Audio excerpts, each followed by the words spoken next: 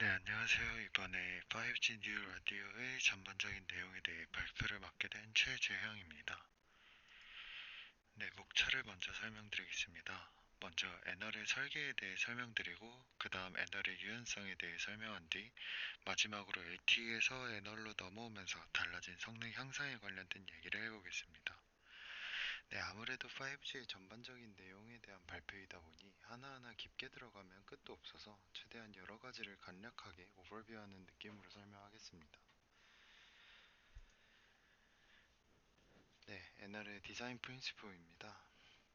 먼저 NR이 무엇이냐면 5G의 라디오 액세스 테크놀로지입니다. 즉, 이동통신 네트워크에서 유의와 기지국 간의 무선 연결을 가능하게 하는 기술을 뉴 라디오인 NR이라고 부릅니다. 5G에서는 다들 아시다시피, 4G에서는 다들 아시다시피 LTE라고 더 많이 부르는데, 이 LTE도 4G의 라디오 액세스 테크놀로지의 명칭입니다. 네, 먼저 NR은 더 높은 주파수와 유연한 스펙트럼을 가지도록 설계되었습니다. 더 높은 주파수에 관한 부분부터 설명드리자면, 주파수는 데이터 레이스에 비례합니다. 즉, 앞으로 5G, 6G 이렇게 세대가 지날수록 더 높은 데이터 속도를 필요로 하게 될 텐데, 그렇다 보니 5G에서는 2.4GHz 이상의 1cm 미만의 파장을 가지는 밀리미터 파가 등장하게 됩니다. 하지만 이런 밀리미터 파는 감쇄 효과에 매우 약하기 때문에 커버리지가 매우 좁습니다. 따라서 5G에서는 높은 데이터 속도가 필요할 때는 높은 주파수 대역, 커버리지가 필요할 때는 낮은 주파수 대역을 사용할 수 있도록 설계되었습니다. 이게 요즘 여러 가정집 와이파이들이 그렇겠지만 제 집 같은 경우 와이파이가 2.4GHz와 5GHz로 나뉘어 있는데, 공유기가 제 방에서 좀 멀어서 그런지 5GHz는 5GHz는 와이파이가 한 칸 잡히거나 아예 연결이 되지 않더라고요. 근데 이제 2.4GHz는 3칸, 4칸으로 잘 연결되는데, 이러한 현상이 주파수와 커버리지의 관계를 설명하는 일상 속 예시 중 하나일 것 같습니다. 네, 다음은 울트라 린 디자인 설계에 관한 설명입니다. 린은 보통 마른, 날씬한이라는 의미인데, 공학적인 의미로는 경량화의 뜻을 가집니다. 그래서 기존 LTE에서는 Primary Synchronization Signal 혹은 Secondary Synchronization Signal 등의 여러 신호들이 주기적으로 보내어져 단말기가 네트워크 정보를 획득합니다. 이러한 방식은 불필요할 때에도 계속돼서 이어지기 때문에 자원의 낭비로 이어지게 되어 리인하지 못한 상황이라고 할 수 있겠습니다. 그래서 NR에서는 경량화를 위해 always on 신호들을 최소화하는, 즉 불필요할 때는 보내지 않는 방식으로 설계가 되었습니다. 여기서 참고로 always on 신호들은 LTE에 방금 말씀드린 LTE에서 언제나 보내던 신호들을 말합니다. 다음으로는 forward compatibility가 있습니다. 앞으로 기술은 계속해서 발전할 것이고 새로운 기술이나 서비스들이 도입될 것입니다. 특히 AI 같은 경우도 그렇고 점점 통신도 통신만의 영역에서 벗어나서 소프트웨어들의 결합이 많이 이루어지고 있습니다. 이러한 소프트웨어의 변화는 하드웨어의 변화보다 훨씬 빠른 편이기 때문에 매번 통신 네트워크 구조를 바꾸는 것이 아닌 처음부터 미래의 기술들이 잘 호환될 수 있도록 설계하고자 하는 것이 NR 설계의 목표입니다. Forward Compatibility가 NR 설계 원칙 중 하나이긴 한데, 이제 이와 관련된 사진을 찾다 보니까 Backward Compatibility라는 단어가 함께 있더라고요. 그래서 생각을 해보니 기존의 레거시 기술들, 즉 LTE와 같은 기술들이 NR에서도 계속 쓰이는데, 이러한 점에서 Backward Compatibility도 성립하지 않을까 해서 함께 언급해 보았습니다. 네, 다음은 Flexibility of NR입니다. NR은 Non-DFT Pre-Coded OFDM 형태로 데이터를 송신합니다. DFT Pre-Coded OFDM이란 위에 보이시는 일반적인 OFDM 구조에서 아래처럼 DFT 블록이 추가된 형태입니다. 이렇게 되면 제가 이전 영상인 이동통신공학 1 5주차 발표에서 언급했듯이 OFDM의 가장 큰 문제였던 PEPR이 더 낮아져 파워 앰플리파이어의 효율이 증가합니다.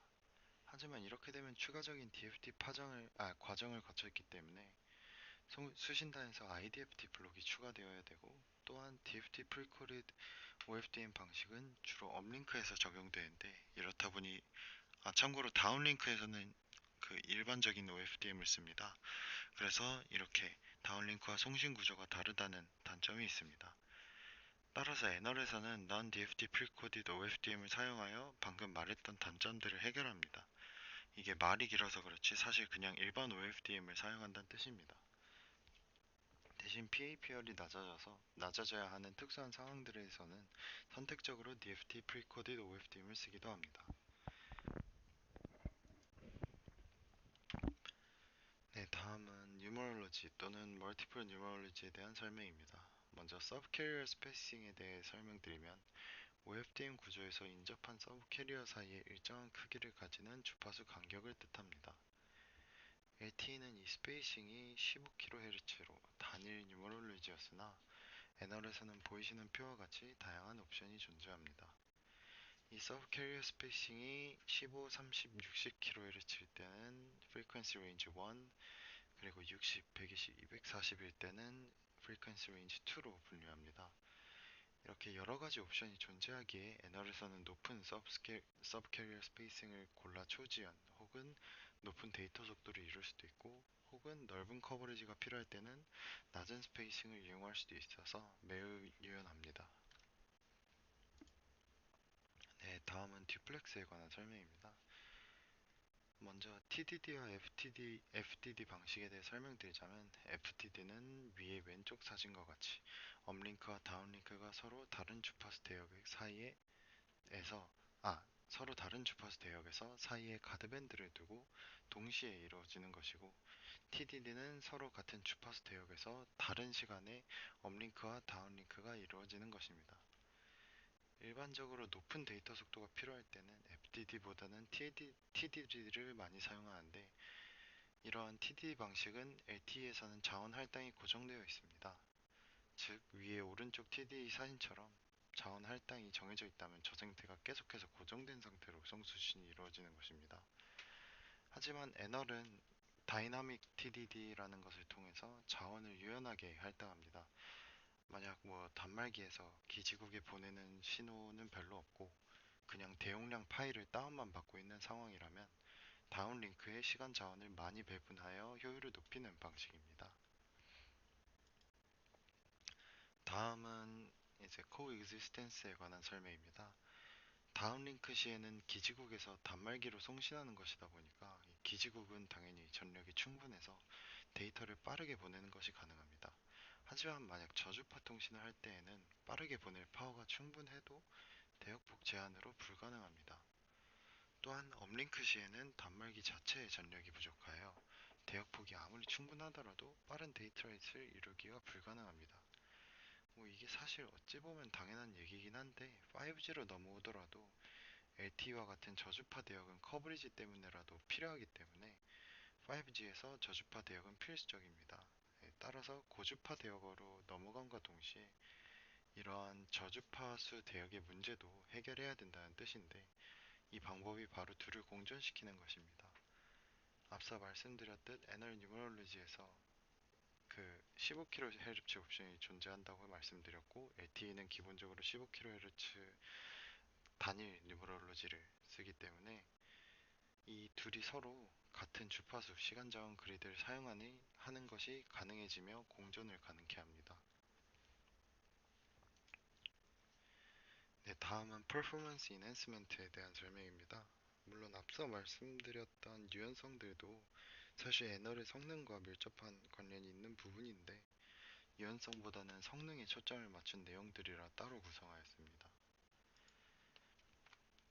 먼저 저지연 혹은 초지연에 관한 설명입니다. AI가 발전하면서 여러 가지 산업의 변화와 탄생이 이루어졌는데 자율주행 자동차, 원격 수술, 클라우드 게이밍이 그 예시입니다. 이러한 산업들은 사실 조금만 지연이 생겨도 목숨에 지장이 생길 수 있기 때문에 초저지연이 매우 중요한 예시들입니다. 이를 위해 맥과 어레이식 1층에서는 데이터 크기를 미리 알지 않아도 처리 가능한 헤더 구조로 설계되었습니다. 이는 데이터 크기를 미리 알아야 하는 LTE와 이제 정반대이고 그 덕에 지연을 매우 줄여 네트워크 성능을 향상시킬 수 있었습니다. 다음은 채널 디펜던트 스케줄링에 관한 설명입니다. 아시다시피 경로 손실, 랜덤 간섭, frequency selective fading 등의 이유로 채널은 시시각각 변합니다. 이러한 변화를 억제하는 것은 채널을 정확히 예측할 수 있는 게 아닌 이상 쉽지 않습니다. 그래서 애널에서는 이를 억제하지 않고 오히려 활용하여 스케줄링하게 됩니다. 이 PDCCH라는 Physical Downlink Control 채널을 주기적으로 모니터링하고 만약 유효한 정보가 확인되면 그 정보에 맞춰 데이터를 송수신합니다. 이 PDCCH에는 채널이 좋은 경우에는 더 우선권을, 나쁜 경우에는 자원 배분을 후순위로 미루는 스케줄링에 대한 정보가 담겨 있습니다. 네, 그 뒤에는 Low Density Parity Check 코드를 사용하여 디코딩을 진행합니다. 이게 LTE에서는 터보 코드를 이용하긴 하는데 이 Low Density Parity Check 코드는 훨씬 더 낮은 복잡성으로 높은 데이터 레이트에 훨씬 유리하기 때문에 NR에서는 이 LDPC 코드를 채택하고 있습니다. 그러고 나서 하이브리드 ARQ를 통해 데이터를 제대로 받았는지 못 받았는지, 이 받았는지 못 받았는지를 ACK Acknowledgement 혹은 Non-Acknowledgement 이렇게 두 가지로 보내게 되는데, 이러한 에크와 non-에크를 기지국에 보내게 되고 다시 피드백을 받아 오류를 거치는 과정을 진행합니다. 마지막으로 빔포밍과 마이모에 대한 설명입니다.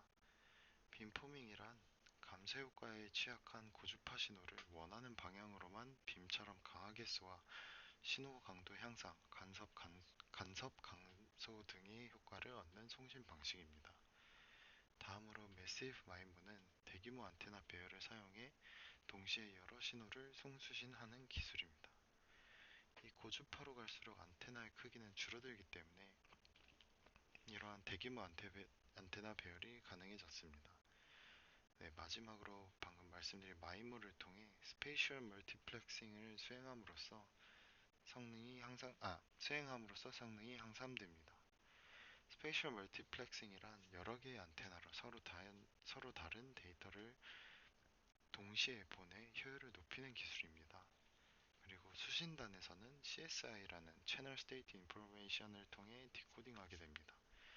이거를 되게 쉽게 예시로 이해시켜 드리자면 안녕하십니까 라는 문장을 보내고 싶은데 송수신단에 각각 3개의 안테나가 있다면 송신단에 3개, 수신단에 3개 이렇게 있다면 송신 시에는 안녕하십니까 이렇게 3가지로 나누어 동시에 보내게 됩니다. 그럼 이제 이 CSI 방금 말씀드린 채널 스테이트 인포메이션에는 송신단의 안테나 3개, 수신단의 안테나 3개, 둘을 곱하여 총 9개의 채널에 대한 정보가 있고 수신단에서는 이러한 CSI를 수식을 통해 디코딩하여 안녕하십니까라는 이 3개의 데이터를 순서에 맞게 잘 조합하여 안녕하십니까라는 신호를 얻게 되는 것입니다. 네, 이렇게 5G NR 오버뷰에 대한 발표를 마치겠습니다. 감사드립니다.